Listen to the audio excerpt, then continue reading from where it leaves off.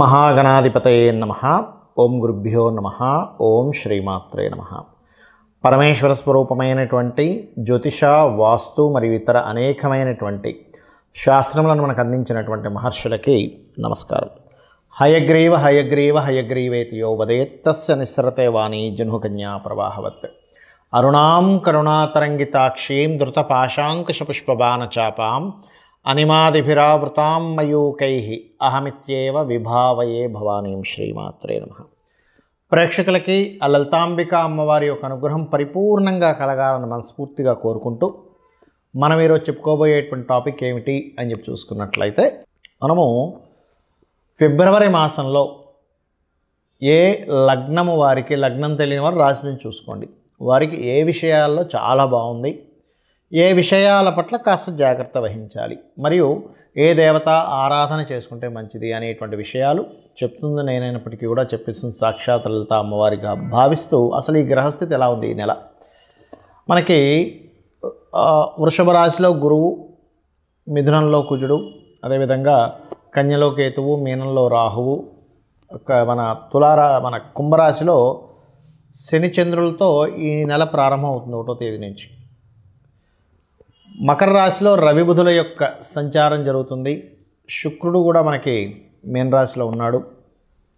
అయితే ఈ యొక్క గ్రహస్థితి ఏదైతే ఉంటుందో, అంటే మకరం నుంచి కుంభం, కుంభం నుంచి మీనంలోకి ఈ ప్రయాణాలు అనేవి షష్టగ్రహ కూటమి కోసం వెళ్తుంటాయి ఈ గ్రహాలన్నీ కూడా. ఈ యొక్క గ్రహస్థితి ముఖ్యంగా ఏ లగ్నము వారికి ఎటువంటి మంచి ఫలితాలు ఇస్తుంది, ఏ జాగ్రత్తలు, ఏ దేవతారాధన అనేటువంటి మనం ఇప్పుడు తెలుసుకుందాం. కుంభలగ్నము, కుంభరాశి, కుంభం వారికి కనుక చూసుకున్నట్లయితే రాశిలో శని చంద్ర గ్రహాల యొక్క స్థితి ఉంటూ, మరియు బుధుడు రవి కూడా 13, 12, 13 తేదీల్లో మారుతున్నాడు. చంద్రుడు మాత్రం మారిపోతూ ఉంటాడు. 12 రాసులకి కూడా 2.5 రోజులుగా మారిపోతూ ఉంటాడు. ఎందుకంటే 24 గంటలకు ఒక నక్షత్రం మారిపోతూ ఉంటుంది కాబట్టి చంద్రుడు ఉండేటువంటి నక్షత్రం. ఇక్కడ ప్రధానంగా మీరు 1, 2 తేదీలు కొన్ని ఏదైనా ఈవెంట్స్కి అది అటెండ్ అయినప్పుడు కొన్ని ఎక్కువ ఎంజాయ్ చేసి ఇబ్బంది పడుతూ ఉంటారు. అటువంటి విషయాల పట్ల కాస్త జాగ్రత్తగా ఉండాలి. 3, 4, 5 తేదీలు మాత్రం ఫైనాన్షియల్ మ్యాటర్స్ విషయంలో చాలా జాగ్రత్తగా ఉండండి. ఈ 3వ అధిపతి ఎప్పుడైతే కుజుడు 5వ స్థానంలో ఉంటూ మరి 6వ స్థానంలోకి వెళ్తున్నందుకు కొన్ని అగ్రెసివ్ నిర్ణయాలు తీసుకోవడం వల్ల ఇబ్బంది పడతారు. ఈ విషయంలో జాగ్రత్తగా ఉండండి. రైతులకి, రియల్ ఎస్టేట్ రంగాల వారికి, ఫ్యాషన్ రిలేటెడ్ రంగాల వారికి, స్కూల్స్, కాలేజెస్ నడిపేటువంటి వారికి, అందులో ముఖ్యంగా అందానికి సంబంధించిన ఫ్యాషన్ రిలేటెడ్ సంబంధించి నేర్పించేటువంటి వారికి ఖచ్చితంగా ఇక్కడ లాభదాయకంగా ఉంటుంది. ఇంట్లో డెకరేటివ్, ఇంటీరియర్ డిజైనింగ్ ఇట్లాంటి వారికి. కాకపోతే కొన్ని ఆలోచనలు, తీవ్రమైన ఆలోచనలు లేనట్లయితే కొంత స్ట్రెస్ఫుల్ ఆలోచనలు మిమ్మల్ని ఇబ్బంది పెడుతూ ఉంటాయి. ఈ విషయంలో కొంత జాగ్రత్తగా ఉండాలి. జీవిత భాగస్వామి మూలంగా లేనట్లయితే పార్ట్నర్స్ మూలంగా కొంత స్ట్రెస్ అనేటువంటిది చూపిస్తుంది. అలాగే మరొక విషయం ఏంటంటే, ఇక్కడ ఈ యొక్క దశమ స్థానం ఏదైతే ఉందో, దశమాధిపతి ఎవరైతే ఉన్నారో కాస్త దశమాధిపతి 5వ స్థానంలో ఉండడము, మరియు ఈ 5వ స్థానంలో ఉన్నందుకు ప్రత్యేకంగా కొన్ని ఉద్యోగ సంబంధించిన విషయంలో కూడా తిరగడము, మార్పులు అనేటువంటివి కూడా చూపిస్తున్నాయి. అయితే ఇక్కడ 5వ స్థానం అనేటువంటిది క్రియేటివ్ స్థానం కూడా చెప్తుంది. కాబట్టి క్రియేటివ్ రిలేటెడ్ ఫీల్డ్స్లో మీరు ఏదైనా సరే ఉద్యోగ అవకాశాలు కనుక వెతుక్కున్నట్లయితే ఖచ్చితంగా బాగుంటుంది. పూర్వీకుల ఆస్తులు, ముఖ్యంగా తాతగారి ఆస్తికి సంబంధించిన విషయంలో చిన్న చిన్న మిస్అండర్స్టాండింగ్స్ లేనట్లయితే పంచుకునేటువంటి విషయాల్లో ఎప్పటి నుంచో ఆగినటువంటి విషయాలు ఇప్పుడు కాస్త డివైడ్ అవ్వడానికి చేసేటువంటి ప్రయత్నాలు ఆస్తి సంబంధించిన విషయంలో బలంగా చూపిస్తుంది. ఇక మీరు చేయవలసినటువంటి దేవత ఆరాధన ఏమిటి? ఎక్కువగా సుబ్రహ్మణ్యేశ్వర స్వామిని ఆరాధన చేయండి. అప్పుడు మీకు ఆలోచన విషయంలో తొందరపాటు పడేదో ఈ డెసిషన్ తీసేసుకున్నాం అనేటువంటిది ఉండదు.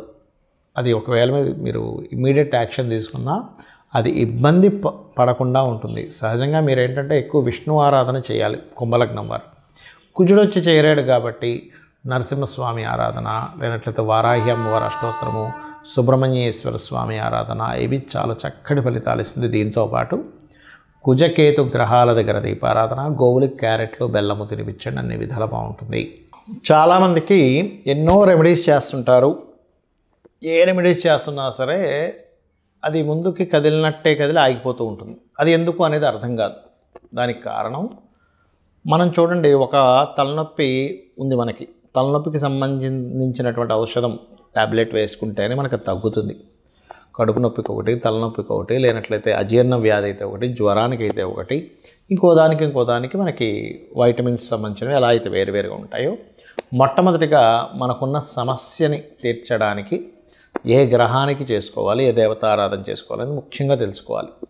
మీరు ఇక్కడ పూజ చేసుకోవాలనగానే ఏదో లక్షలు వేలు ఖర్చు పెట్టేసి పెద్దగా చేస్తేనే భగవంతుడు అనుగ్రహిస్తాడు అనుకోవడం పూర్తిగా తప్పు. గుర్తుపెట్టుకోవాలి. మీరు ఇంట్లో చిన్నగా ఒక చిన్న గణపతి బొమ్మ పెట్టుకున్న, అమ్మవారిది ఏదైనా చిన్నది మీరు ఒక పటం పెట్టుకొని కూడా మీరు గనక భక్తి శ్రద్ధలతో ఎటువంటి ఫలాపేక్ష రహితంగా, అంటే ఎటువంటి ఫలము ఆశించకుండా గనక భగవంతుడికి మీరు గనక చేయగలిగితే దానికి మించినటువంటిది మరొకటి లేదు. గుర్తుపెట్టుకోండి. అయితే ఇక్కడ ఒక్కొక్కరికి ఒక్కో సమస్య ఉంటుంది. మీకు సింపుల్గా మీ యొక్క జాతక చక్రంలో మీ గ్రహస్థితి మీకు చూసుకోవడం తెలియదు కాబట్టి, కొంతమందికి తెలిసి ఉంటుంది ఆస్ట్రాలజీ పరిచయం ఉన్నవారు, కొంతమందికి తెలియదు.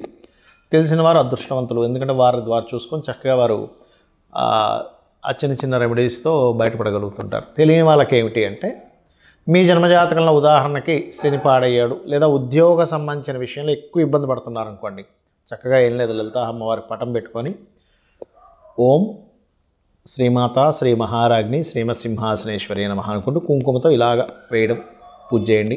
ఒకసారి అనుకోవడం ఓం శ్రీమాత శ్రీ మహారాజ్ని శ్రీమత్ సింహాసనేశ్వరి నమః అనుకోండి, కుంకుమ వేయండి, లేదా ఒక పుష్పం వేయండి, సరిపోతుంది.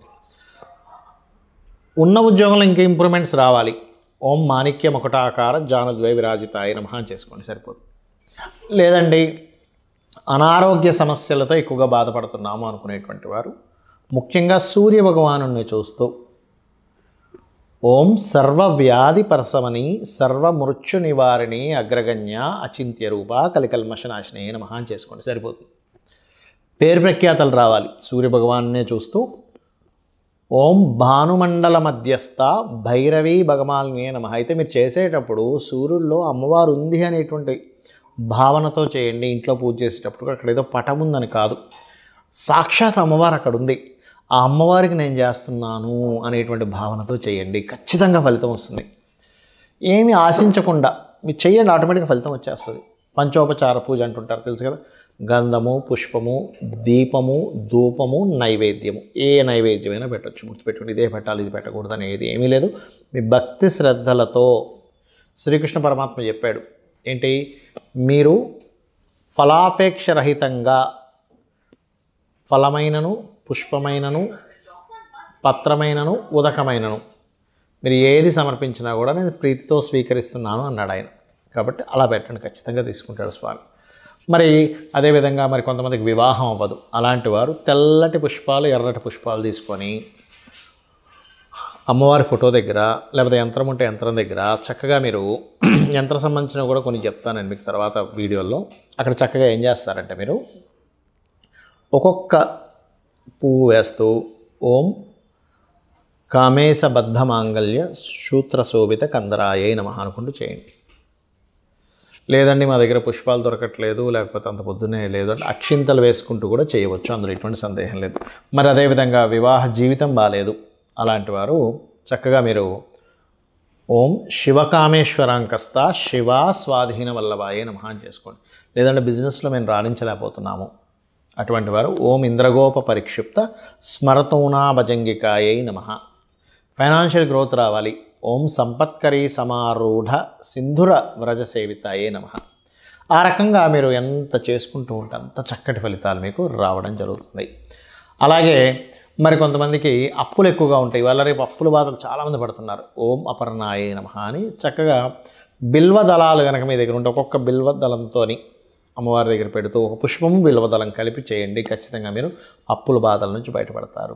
అయితే ఇక్కడ ఏంటంటే చాలామంది ఈ గోచార ఫలితాలు అనేటువంటివి కొంత పర్సెంట్ పనిచేస్తుంది, కానీ మీ జన్మజాతకంలో ఉండేటువంటి గ్రహాల యొక్క స్థితి ఎలా ఉంది అనేటువంటి చాలా ముఖ్యమైనటువంటి అంశం. గ్రహస్థితి బాగుందనుకోండి, ఆటోమేటిక్గా మీకు గోచారంలో ఏ గ్రహం ఎక్కడికి వచ్చినా సరే మీరేమి చింతించాల్సిన అవసరం ఉండదు, గుర్తుపెట్టుకోండి. కాబట్టి గ్రహస్థితి మీ జన్మజాతకంలో ఏ దశ నడుస్తుంది, ఏ అంతర్దశ నడుస్తుంది, ఏ యోగం ఉంది చాలా ఇంపార్టెంట్. అంతేగాని ఏలినాటి శని వచ్చేసిందని భయపడిపోవడం, అమ్మో కాలసర్పదోషం ఉందని భయపడిపోవడం ఇవేమీ అక్కర్లేదు.